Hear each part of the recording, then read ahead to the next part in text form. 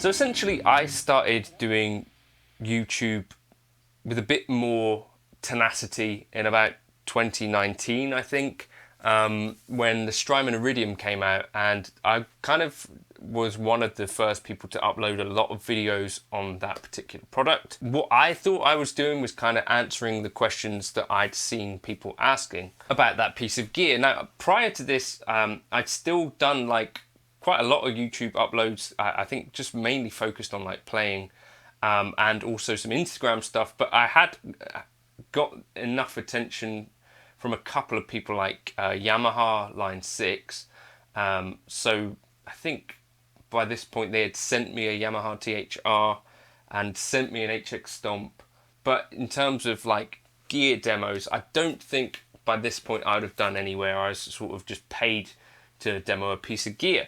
Anyway, so I did a load of videos with the Strymon Iridium because I saw that basically what I felt like was that there was a gap in this particular space where there's like a little bit more of an in-depth view of how to do certain things with a piece of gear.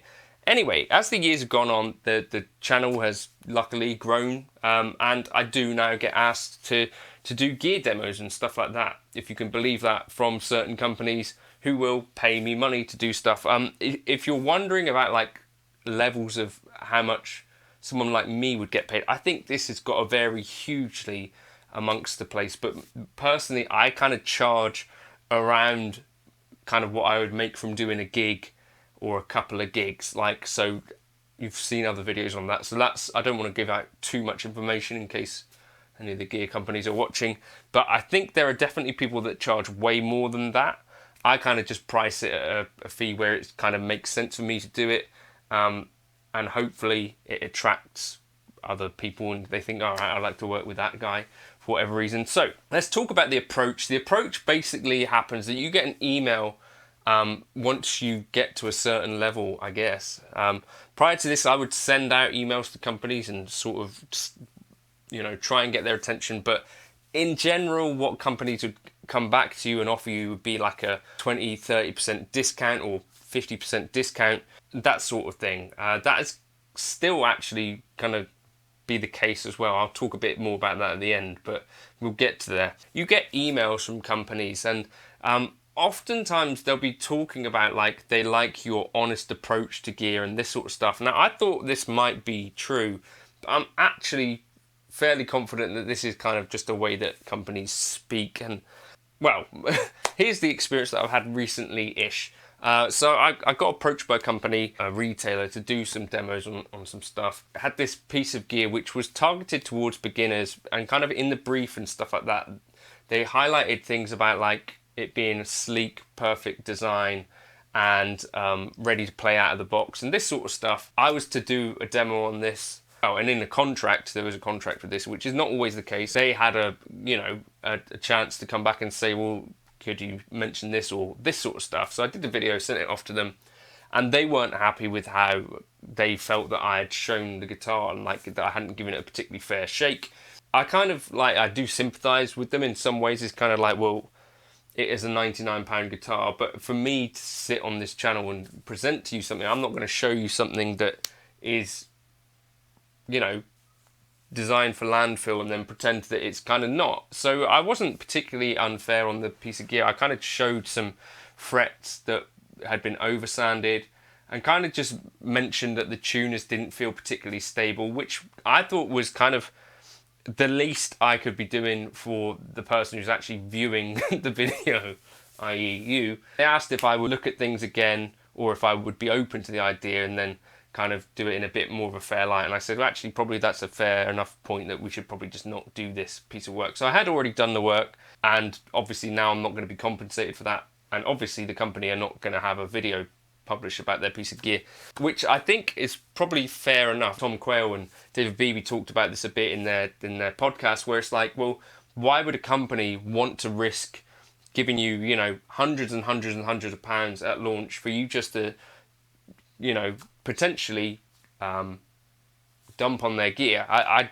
totally get that you're not going to want that either. So I kind of think there's got to be a bit of a give and take with that. So anyway, yes, the approach happens. So there's also different ways that people can engage you. And oftentimes, they'll be asking if you'll demo a piece of gear. And you kind of have to ask, like, is there a budget around this? And people will try to... I often get this kind of thing where it's like, will you demo this plugin? We can give you a free license for the plugin. And that's kind of like the very bottom level of stuff where it's like, well, a plugin hasn't cost you anything to send me, like, versus like pedal demos where it's like, we'll send you the pedal, could you demo it? And it just gets to the point where it's like, well, I can't pay for a mortgage with plugins and pedals. So you then, if people are actually serious about having you demo their stuff, say, right, well, is there any promotional budget attached to this? I'm not particularly professional in any of this, by the way, as you can probably tell. But, and then they can either say yes or no or whatever. And then you go back and you say, right, well, this is my normal fee. Let me know if you're interested. And oftentimes they'll say, yeah.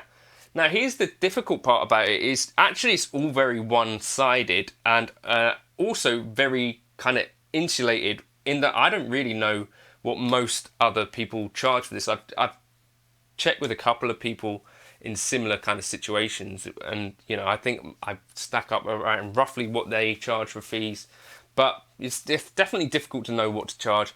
And the other thing is that it's all very much focused on when the launches happened. This happened recently where I was thinking, like, I'd like to demo some pieces of gear that this company makes, and I've done a few other demos for this company. I think they like them. But I didn't hear back from them because I basically wanted to get in a couple of demos if possible. And I had two specific pedals that they make that, had already been launched, already been out for a few years. I didn't even hear back from them. So I thought that was kind of interesting. It kind of made me think again, actually, yeah, you think that you've maybe got to this certain level, but actually, I think mostly what companies are interested in is that initial launch, just bursting out onto the YouTube scene with as many demos as possible, and that basically kind of, you're either part of that or not. I can try and work with companies in that regard, and then you can ask, could I demo this product or that product? You might not even hear back in that case. Or I've had products that people have asked if I would check out on the channel, that I've gone to that company and said any interest, and it's like, oh, we could offer you a discount, and it's kind of like, well, yeah, maybe not then. So I've also done loads of stuff for free, and you think like this is a good thing, but I possibly think you just end up getting a little bit taken advantage of when companies definitely do have budget to spend on stuff. And it became frustrating for me because it would it would happen, particularly with a certain company, where it's like, okay, well, this person's being used for this demo, and they've actually got into my DMs and they've asked how I would set this thing up, and it's like, well, I could have just done the demo then. But do you know what I mean? Where it's like you do a lot of stuff for free for certain companies, and then when it comes to the actual PR and the marketing and stuff, because you're already doing it for free anyway, then why would they pay money? They'll pay money probably to someone who doesn't actually use the product. I think that's kind of the dark side of guitar demos and gear demos. For me, is a bit of a muddy area in general. I think it's important to keep that distinction in mind, that there is a review and there is a review scene, but as channels get bigger, I think they're less likely to be reviewing, more likely to be demonstrating, as I do a bunch of now that I've got that interest from the companies and stuff like that. And important to bear that in mind. You know, there is a guitar demo, there are guitar reviews. It's kind of like a blurry line. What were you talking about?